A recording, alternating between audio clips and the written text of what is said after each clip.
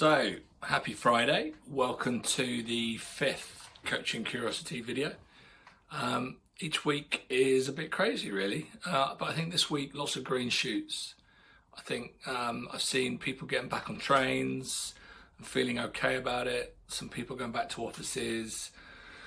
Some people just loving that fact that they can get away, that time for themselves, that little bit of time, whether it's on a train or in the office, or people desperate just to go to prep, which is great. But on the flip side, there's ongoing kind of furlough and layoffs and a lot of doubt. Some companies like Airbnb seem to be doing it humanely, which is great, but there is a lot of doubt and a little, in people's minds at the moment.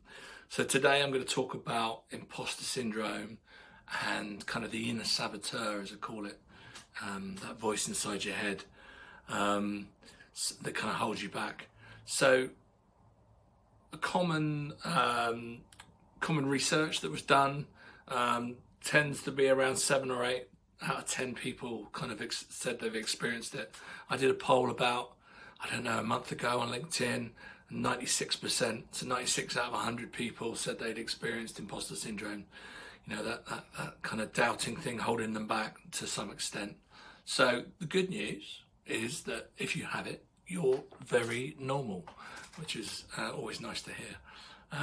So in the current climate, with what's happened with the pandemic over the last 6 months, really, it's only really kind of, made, I think, the doubt that we've all got a little bit bigger. We don't see our colleagues in person. Millions of people are furloughed, just waiting for that tap on the shoulder, maybe thinking there might be a red mark around their name. Written communications is increasing, and that could be misinterpreted. Casual meetings that might have happened, can I just grab you for 5 minutes about this? All of a sudden become kind of big meetings, and people, have some self-doubt about why that's being called. So lots of challenges. So in the coaching kind of school that I trained in, we called it the inner saboteur, that doubting thought holding you back. And for me, the coaching is about pushing that to one side, kind of hearing it and acknowledging it, but pushing it to one side in order to get you some kind of forward momentum. So what is imposter syndrome? So there was a big study done in 1978. And it was done on high achieving women, and they'd had massive success and they'd had great validation of their work. And effectively, when they were interviewed, they were just putting it down to, it's just luck. It's an overstatement. It wasn't that good. I was just part of a team, So it kind of turned up a lot then. And essentially what it is doubting your success or accomplishments, or the fear of being exposed as a fraud. So women tend to have it more than men, but that seems to be changing. And I think that that's because men are getting more vulnerable, and that's okay. They're okay to admit their mental health. We've all got mental health. We've all got physical health. So, it's changing a little bit. And then kind of famous people get it. Tom Hanks kind of famously kind of talked about it in a podcast. His films have done $5 billion or probably more now in the box office. And he said, I'm just going to read this. No matter what we've done, there comes a point where you think, how did I get here? When are they going to discover that I am in fact a fraud and take everything away from me? So even people that are highly successful, they kind of get it. So what can you do? A few tips about what you can do to reduce it. So validation's a really good thing. So it's kind of the gift of feedback. Ask someone, what value am I bringing to this project? That's a great way to kind of get some feedback. Ask for testimonials. If you've done a project or even previous jobs, kind of write me a testimonial, please, on LinkedIn. Fantastic.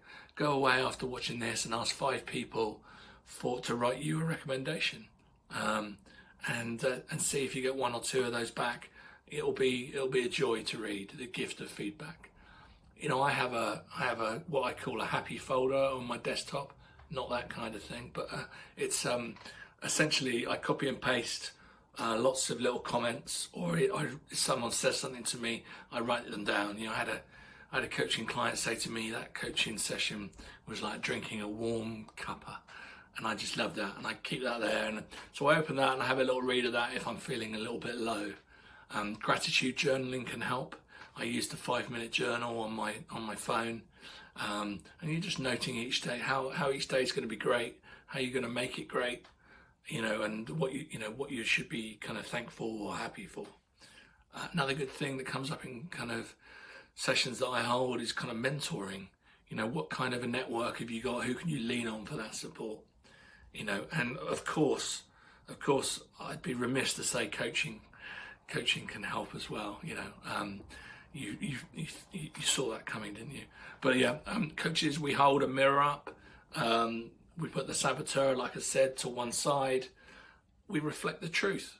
We're your supporter and your cheerleader, and we identify your strengths, and we help you build on those. Do more of those things that make you happy and give you passion. So that's it for the Imposter Syndrome today, but I do a shout out each week for someone with a small business. My shout out this week is for Greg Tyndall. He runs GA training, and he also does a specific course where he runs it himself, called Fast Effective Reading. We kind of they stopped teaching us how to read at 8 years old, and then we're just kind of flat like that. I took his course. I was able to kind of chunk read, and it speeded up my reading by 5-fold. But you don't just read fast all the time. You can read slow for enjoyment, but it enables you to go up and down the gears. So I'll put a link for Greg and his business. He's retooled everything, so he does stuff on Zoom now and different video weapons of choice. So check him out and check some of his training out. It's awesome. So thanks very much. Have a great week. Enjoy the sunshine.